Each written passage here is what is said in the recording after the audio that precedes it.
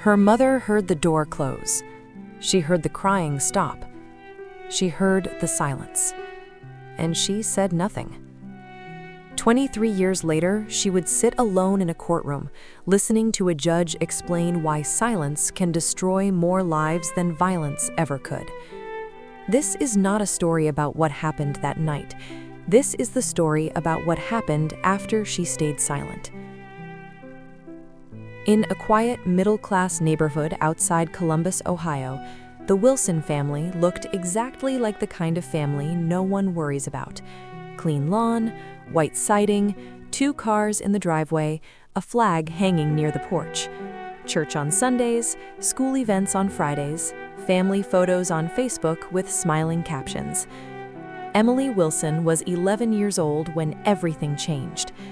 Her mother, Karen Wilson, worked as a medical billing coordinator. She was practical, detail-oriented, and deeply concerned with appearances. Karen believed in one rule above all others: we handle things privately. Emily's stepfather, Mark, moved in when Emily was 8. He had a steady job, spoke politely to neighbors, and volunteered at school fundraisers. No police calls, no bruises visible, no obvious red flags. Just silence. It happened on a Tuesday. Karen remembers that detail clearly because Tuesdays were laundry days. She was folding towels when she heard Emily's bedroom door close, harder than usual. Then she heard footsteps, then Mark's voice, then nothing. Silence. Karen stood still. She remembers thinking, teenage moods. I don't want to overreact. If something were wrong, she'd tell me. 30 minutes later, Emily came downstairs. Her face was pale. Her eyes avoided contact. She went straight to the bathroom and locked the door. Karen noticed. Karen knew. Karen said nothing. That night, Emily slept with her bedroom light on. Karen turned hers off. People often ask one question when they hear stories like this: how could a mother not act?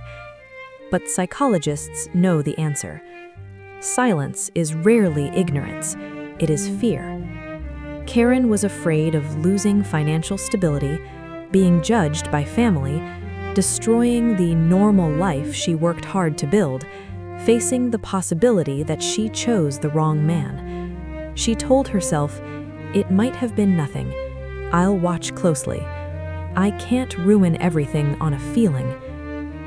Weeks passed, then months, then years, and the silence grew heavier.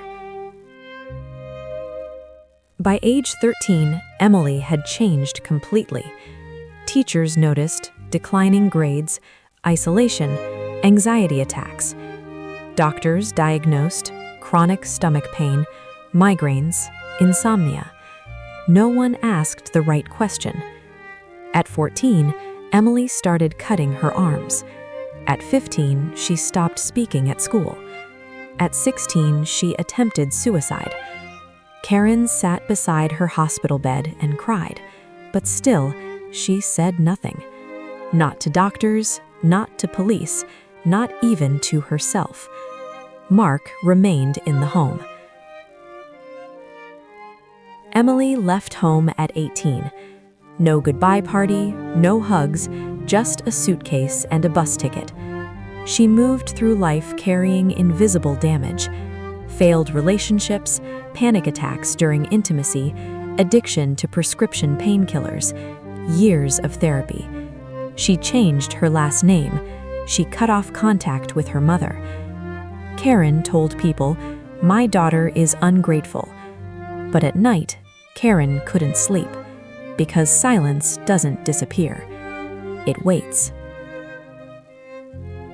23 years later, Mark was arrested. Another girl, another house, another nice family.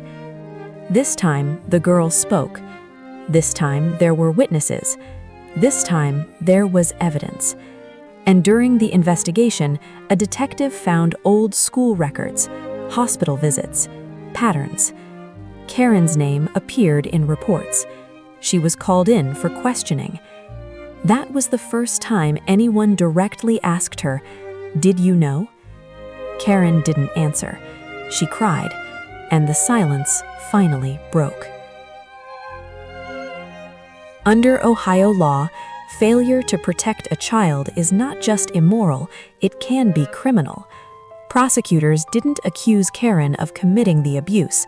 They accused her of allowing it to continue. Emily was located.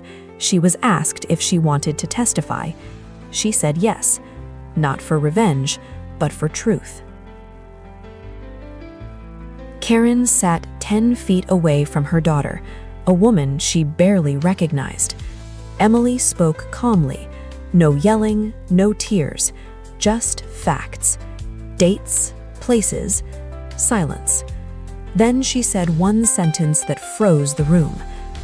"The worst part wasn't what he did, it was knowing my mother heard me and chose peace over me." Karen collapsed. The judge didn't. Mark received a long prison sentence. Karen received probation, mandatory counseling, and community service working with child advocacy programs. But the real sentence wasn't legal. It was permanent. Her daughter would never come home. Her grandchildren would never know her. Her reputation would forever be tied to silence. Karen now speaks at conferences. She tells parents one thing: silence doesn't protect families. It destroys them quietly.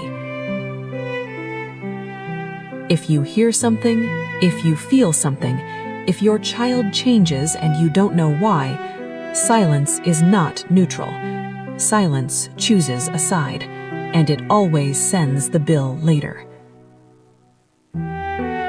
This isn't a story about judgment, it's about awareness. Subscribe to The Cost She Paid, where we tell the stories that silence tried to erase.